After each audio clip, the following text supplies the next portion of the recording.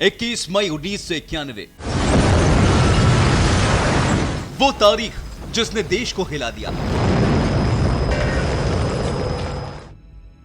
देश ने एक बदलते भारत की कल्पना करने वाले युवा नेता को खो दिया।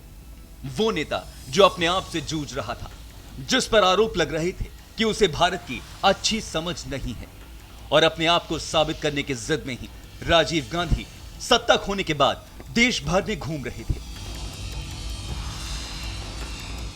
वीपी सिंह की सरकार दम तोड़ चुकी थी। केंद्र में कांग्रेस के समर्थन से अल्पमत की सरकार चल रही थी, यानी उस वक्त देश में कभी भी आम चुनाव हो सकते थे। राजीव तैयारी कर रहे थे अपनी जमीन पाने की, कांग्रेस को दोबारा सत्ता में लाने की। राजीव गांव-गांव, घर-घर पहुंच रहे थे, लेकिन दिल्ली से हजारों किलोमीटर दूर एक बड़ी साजिश रची जा रही थी। नवंबर 1990, जाफना, श्रीलंका।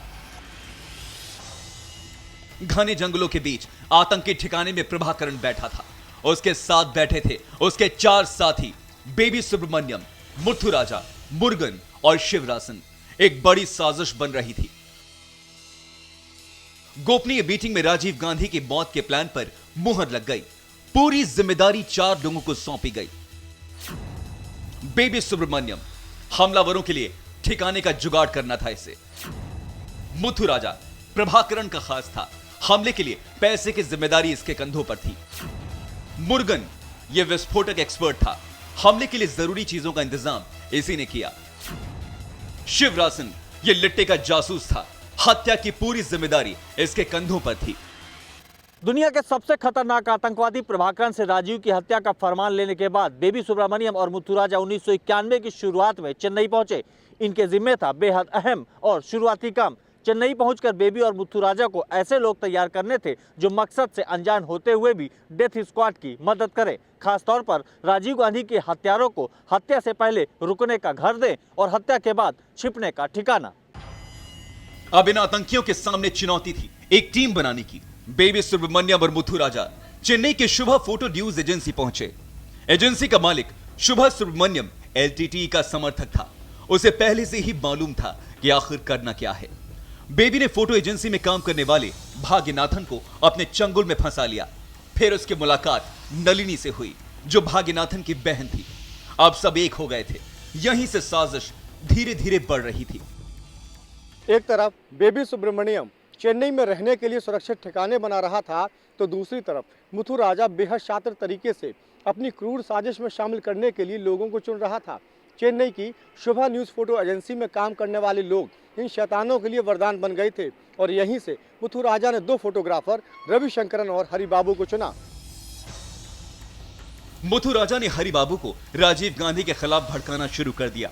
वो ये तक कहने लगा कि अगर राजीव गांधी दोबारा प्रधानमंत्री बने तो तमिलों की और दुर्गति होगी।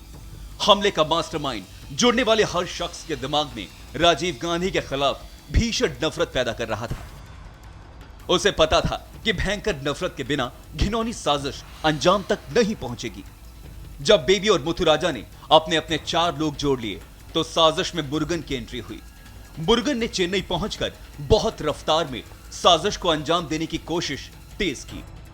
राजीव की हत्या की साजिश के लिए एक एक ईंट जोड़ी जा रही थी। श्रीलंका में बैठे मुरुगन ने इस बीच जय कुमारन और रॉबर्ट पायस को चेन्नई भेजा। इन दोनों को चेन्नई भेजने का मकसद था इलेक्ट्रॉनिक एक्सपर्ट अरिवेयू पेरुलीबालन को इस हत्याकांड में शामिल करना, ताकि वो हत्या का औजार बम बना सके। यहीं से बन गया वो राजीव गांधी हत्याकांड का हेडक्वार्टर। यही साजिश आगे चलकर श्री पेरुबंदूर तक पहुंची थी।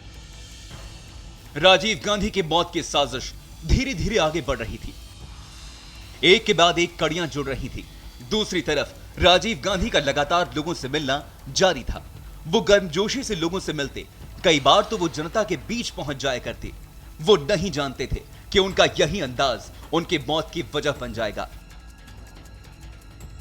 राजीव विरोधी भावनाएं लोगों के दिमाग में भरी जाने लगी। नलिनी राजीव गांधी के खिलाफ पूरी तरह तैयार थी। जिस प्रिंटिंग प्रेस में नलिनी काम करती थी, वहां छप रही किताब सेनेटिक फोर्सेस ने उसके ब्रेन वॉश में अहम भूमिका निभाई। मुरुगन ने हत्यारों की नकली पहचान तैयार करने के लिए जय कुमारन और पायस के साथ मिलकर फर्जी ड्राइविंग लाइसेंस बनवाए। राजीव गांधी की मौत की पूरी प्लानिंग हो रही थी। अब तलाश थी एक मानव बम की।